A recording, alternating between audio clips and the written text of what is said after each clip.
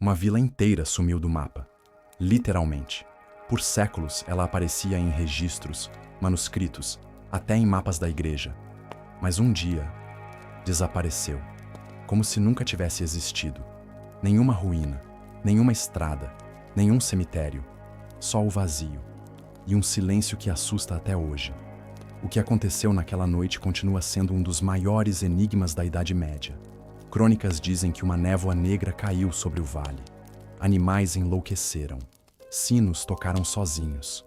Quando os monges do mosteiro vizinho foram investigar, tudo havia sumido. Casas, pessoas, até os campos cultivados. Restou apenas a terra seca, com marcas queimadas em forma de espiral. Alguns afirmam que foi punição divina. Outros juram que a vila foi amaldiçoada por um ritual antigo, enterrado sob a igreja local. E há ainda aqueles que dizem que ela nunca foi real. Era uma ilusão coletiva, um erro da história. Ou pior, uma armadilha criada por algo que não deveria existir. Mas há um detalhe perturbador. Em 1973, um arqueólogo encontrou um símbolo esculpido numa pedra antiga em uma floresta inglesa. O mesmo símbolo do mapa de 1321. Desde então, ele desapareceu sem deixar rastros. Coincidência? Delírio? Ou verdade enterrada? Hoje, vamos atrás da história proibida de uma vila esquecida. Vamos explorar os documentos apagados, os relatos censurados, os sinais ignorados por séculos. E ao final, você decidirá se a vila realmente sumiu, ou se alguém quis que ela fosse esquecida para sempre. A região de East Midlands, na Inglaterra, era em meados do século XIV, um emaranhado de aldeias agrícolas, caminhos lamacentos e mosteiros cercados por florestas. Ali, entre vales profundos e colinas úmidas, localizava-se uma vila pequena conhecida nos documentos da época como Nether Wandering. Não aparece nos mapas modernos, mas seu nome surge em registros de impostos datados de 1321, com cerca de 47 residentes. Um lugar pacato, isolado e profundamente religioso. Era uma vila típica da Idade Média. Construções em madeira e palha, uma pequena capela dedicada a São Guthlac e um poço considerado sagrado. Naquela época, a igreja dominava todos os aspectos da vida cotidiana. As crenças populares se misturavam com o catolicismo, criando uma teia de rituais e superstições.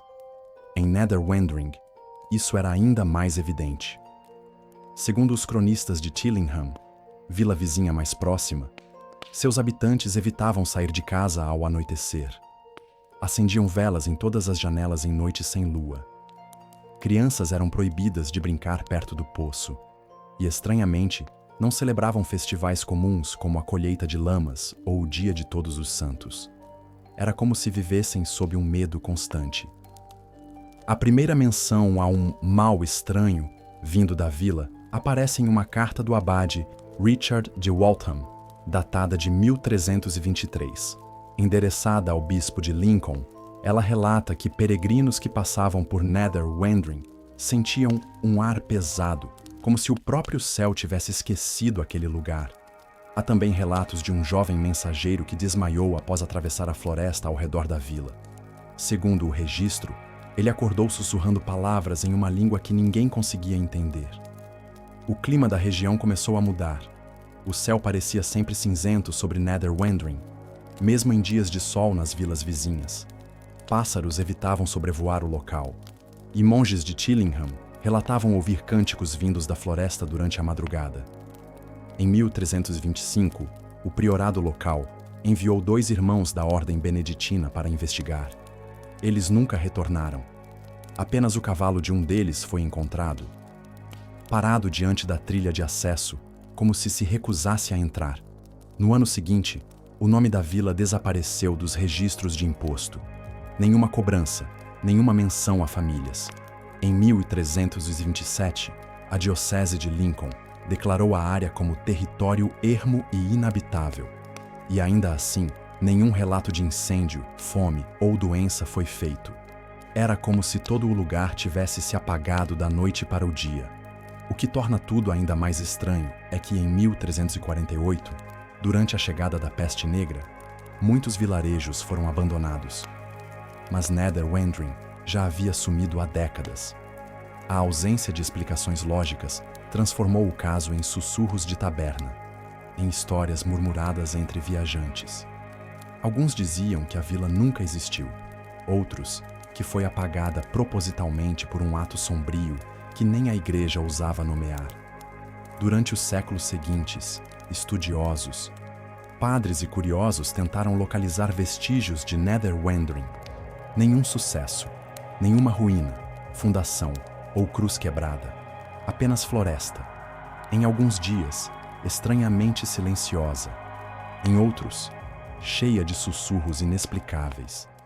A ausência de provas físicas e a abundância de documentos fragmentados só aumentaram o mistério.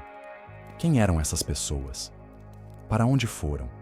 E o mais perturbador, por que ninguém ousa dizer seus nomes em voz alta até hoje? O desaparecimento de Nether Wandering não foi imediato. Começou sutilmente.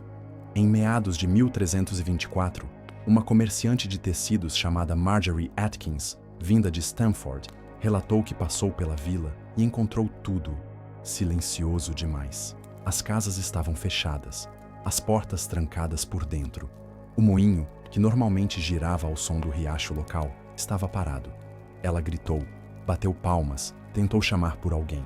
Nenhuma resposta. O único som que ouvia era o ranger do vento entre as árvores e um badalar distante, como sinos abafados pelo nevoeiro. Marjorie foi embora às pressas. Disse ter visto algo estranho do alto da colina ao sair. Uma figura encapuzada parada no meio do campo, imóvel. Não tinha certeza se era gente ou estátua, mas ao desviar o olhar e olhar de novo, não estava mais lá. No mesmo mês, um monge chamado Aelred, da abadia de Peterborough, escreveu em seu diário uma nota curiosa. Segundo ele, um aprendiz de escriba chamado Thomas chegou em estado de pânico após uma missão de entrega, alegando que havia passado por um vilarejo morto, onde os olhos o observavam através da madeira. Aelred, intrigado, interrogou o jovem. Thomas insistia que as janelas das casas o seguiam com o olhar, mesmo que estivessem vazias. O monge anotou, ou delírio, ou sinal de que algo impuro habita entre os justos. Pouco tempo depois, peregrinos começaram a evitar a região. Diziam que os cavalos empacavam sem motivo, que o ar tornava-se denso, quase sufocante, ao se aproximarem do bosque que cercava a vila. Um caçador da vila vizinha de Ickleton relatou que sua matilha se recusava a entrar na trilha de acesso, uivando e arranhando o chão, e que, ao forçar caminho, todos os seus cães desapareceram. Em 1325, o priorado de Tillingham tentou enviar novamente 2 representantes para inspecionar Nether Wandering. A última tentativa havia terminado em desaparecimento.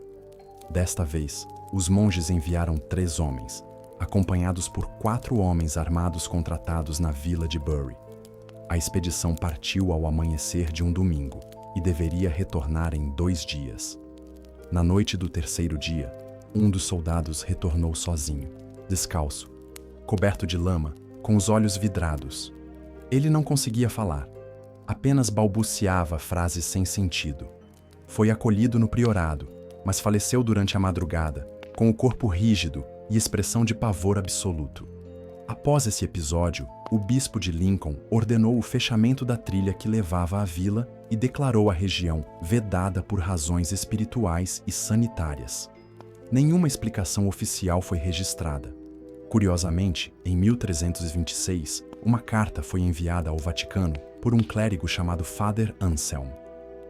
Ele afirmava que o desaparecimento da vila estava ligado a um pacto antigo, selado com sangue e cânticos que não pertencem a este mundo. A carta foi arquivada, mas voltou à tona séculos depois, encontrada em um baú de correspondências não respondidas. Nos anos seguintes, a vila sumiu completamente da memória local. Nomes de família que viviam lá deixaram de aparecer nos registros da diocese. Herdades vizinhas se expandiram, mas ninguém ocupou o terreno onde Nether Wandering existia. Era como se houvesse um vazio, físico e espiritual. Mas o mistério não terminou aí. Em 1664, o antiquário William Hargrave encontrou um manuscrito anônimo em um cofre da biblioteca de Oxford, chamado De Tenebris Lossis. Dos lugares das trevas, o texto mencionava Nether Wandering. Dizia que a vila fora construída sobre o que os saxões chamavam de Geard Werg, ou Campo do Proscrito, um local onde, segundo a lenda, criminosos executados eram enterrados sem bênção. O manuscrito sugeria que, ao erguer uma capela naquele solo amaldiçoado, os habitantes haviam reativado uma maldição esquecida. Já no século XIX, um explorador amador chamado Edwin Clark, fascinado pelo caso, tentou localizar os restos da vila. Após anos de pesquisa, ele encontrou um terreno estranho ao norte de King's Forest, uma clareira onde nada crescia, nenhuma erva, nenhuma árvore, apenas pedras negras espalhadas no solo e uma sensação incômoda, segundo seus relatos. Ele descreveu em seu diário que, ao fincar uma estaca no chão, ouviu um som oco, como se houvesse um vazio subterrâneo. Clark morreu de febre alta 2 meses depois. Seu diário, no entanto, foi preservado. Em 1937, um grupo de estudantes da Universidade de Cambridge organizou uma expedição ao local mencionado por Clark. Usando mapas antigos e referências do Domesday Book, tentaram traçar o perímetro da antiga vila. Durante a noite, acamparam na clareira. Pela manhã, 2 dos estudantes não acordaram. Estavam com os olhos abertos, mas sem vida. A polícia local considerou envenenamento acidental. Os demais membros do grupo recusaram-se a falar sobre o ocorrido. O caso foi arquivado discretamente. Décadas se passaram. Em 1973, como citado no início deste vídeo, o arqueólogo Michael Hensley identificou um símbolo incomum numa pedra esculpida, retirada da floresta, onde se acreditava ter existido a vila.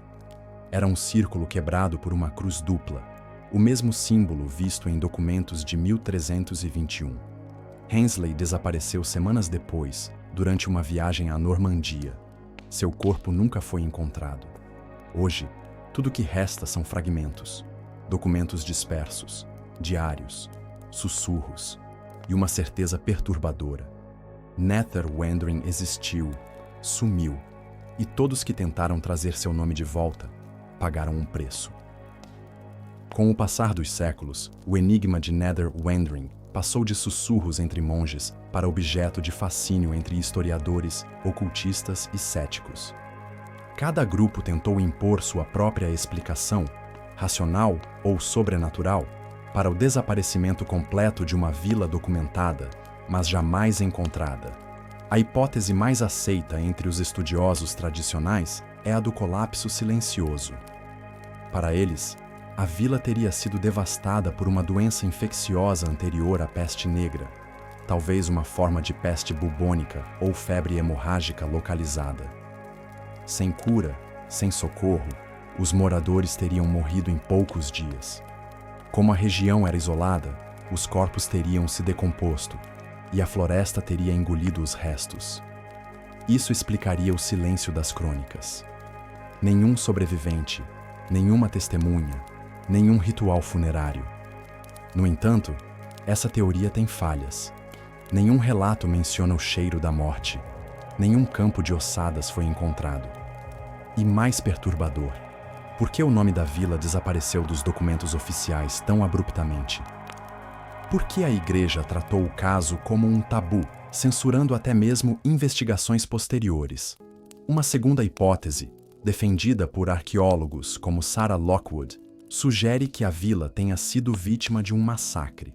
Talvez um grupo dissidente da fé, cátaros, hereges ou mesmo pagãos, tenha se estabelecido ali. Ao descobrir isso, a Igreja poderia ter promovido uma purificação silenciosa, extermínio total, queima de registros, condenação ao esquecimento. Seria uma forma de matar 2 vezes: os corpos e a memória. Essa explicação, embora sombria, encaixa-se na lógica brutal da época, mas também carece de provas físicas. Outros estudiosos apontam para causas geológicas. A região de East Midlands possui registros de subsidência de solo, causados por cavernas calcárias. Teoricamente, um deslizamento ou colapso do terreno poderia engolir parte da vila. Mas essa hipótese seria plausível apenas se houvesse alguma marca visível no relevo atual. E não há. Nenhum buraco, nenhuma anomalia no solo foi identificada por satélite, nem mesmo em escavações experimentais. Então, vêm as teorias que ultrapassam os limites da razão. Ocultistas como Gerald Rathbone, ativo na década de 1940, afirmavam que Nether Wandering era um nó espiritual, um ponto de cruzamento entre dimensões. Em seu livro As Portas que Sussurram, Rathbone defende que a vila foi construída sobre um ponto de energia ancestral.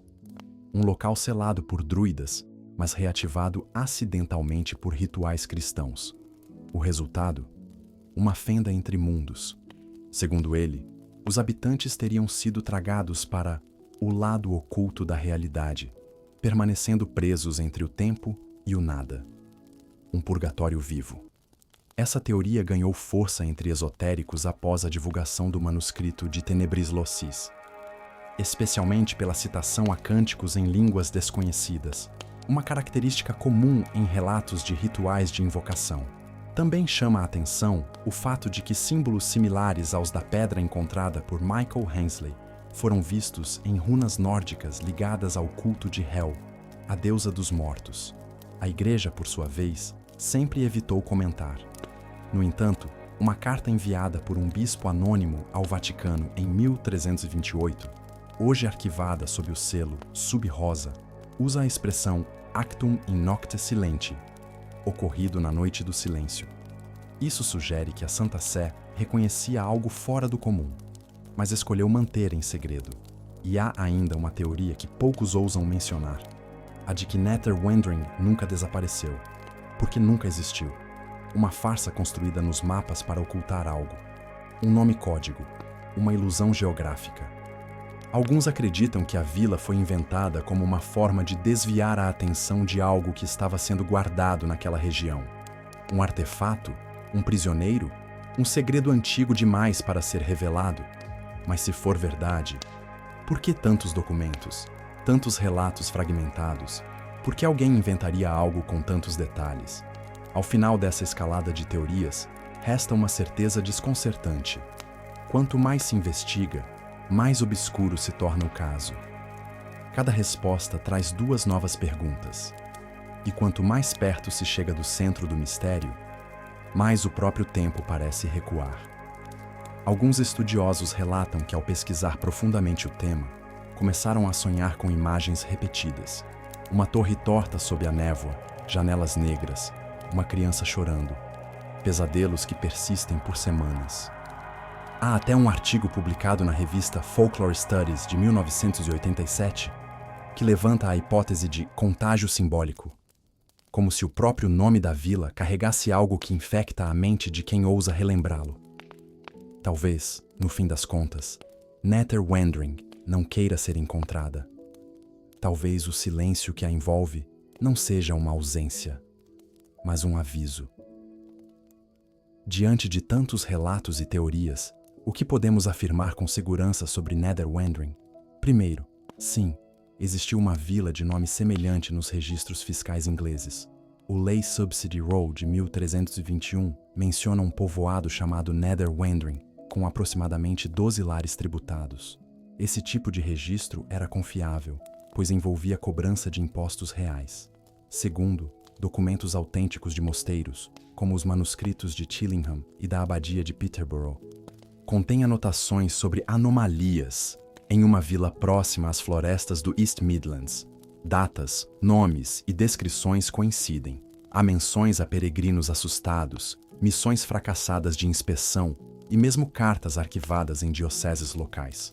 Ou seja, o mistério foi, de fato, registrado por testemunhas da época. No entanto, não há evidência física direta da vila nos dias de hoje. Nenhuma fundação, ruína ou cemitério foi confirmado como pertencente a Nether Wandering.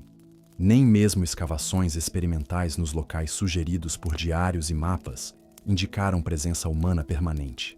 O local permanece envolto em mata fechada, com pontos de solo anormalmente infértil, mas sem marcas inequívocas de ocupação. Relatos posteriores, como os da expedição de 1937 ou a descoberta do símbolo em 1973, são reais, mas cercados de contradições. Os arquivos da Universidade de Cambridge confirmam a viagem de campo, mas não registram mortes. Já o desaparecimento de Michael Hensley é oficialmente atribuído a afogamento durante férias na Normandia, embora seu corpo nunca tenha sido localizado. Por fim, o manuscrito de Tenebris Losses existe e está catalogado na Biblioteca Bodleian de Oxford. Sua autenticidade paleográfica foi confirmada. No entanto, o conteúdo é altamente simbólico e não prova nada além do imaginário medieval.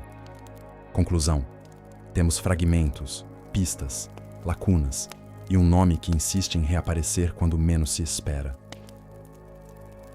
Nether Wandering não deixou ruínas, nem artefatos, nem testemunhas vivas, mas deixou algo mais inquietante, uma presença ausente, uma sombra na história que resiste ao esquecimento. Tudo indica que a vila existiu, foi habitada, nomeada, tributada, e, em algum momento entre 1324 e 1326, desapareceu, não apenas fisicamente, mas também da memória oficial. Teria sido vítima de uma tragédia ignorada pelos cronistas? Ou de algo tão obscuro que a única resposta da igreja foi o silêncio? E se o esquecimento não foi um acidente, mas uma escolha? Mais do que buscar respostas, a história de Nether Wandering nos confronta com outra questão. Quantos lugares, quantas vidas, quantos segredos já foram enterrados sob o peso da conveniência, do medo ou da fé cega? Na Idade Média, bastava um decreto, um boato ou uma fogueira para apagar séculos de existência. Mas a ausência também fala, e quando muitos tentam silenciar algo, é porque talvez esse algo fale mais alto do que deveriam. E você? Acredita que Nether Wandering foi vítima de uma maldição ancestral, de um erro histórico, ou de uma verdade que nunca deveria ser contada?